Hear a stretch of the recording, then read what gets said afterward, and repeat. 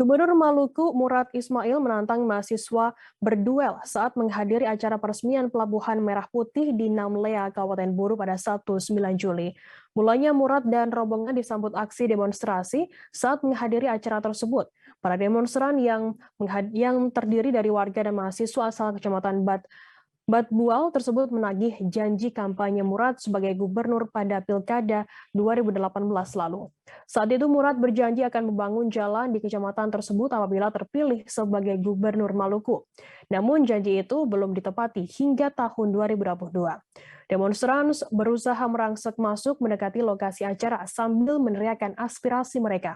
Kegaduhan tersebut sempat membuat Murad langsung berdiri dari tempat duduk dan melihat ke arah pendemo.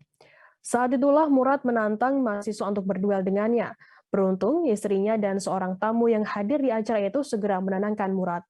Insiden menghebohkan itu terekam dalam video amatir warga dan viral di media sosial.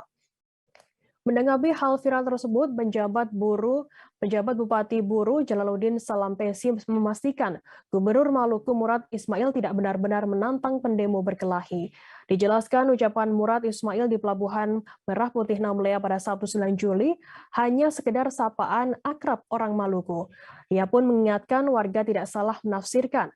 Lanjutnya, masyarakat seharusnya menilai positif kunjungan gubernur ke Pulau Buru. Apalagi ada sejumlah proyek infrastruktur yang diresmikan untuk saat ini.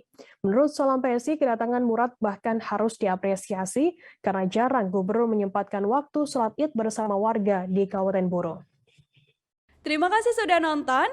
Jangan lupa like, subscribe, dan share ya.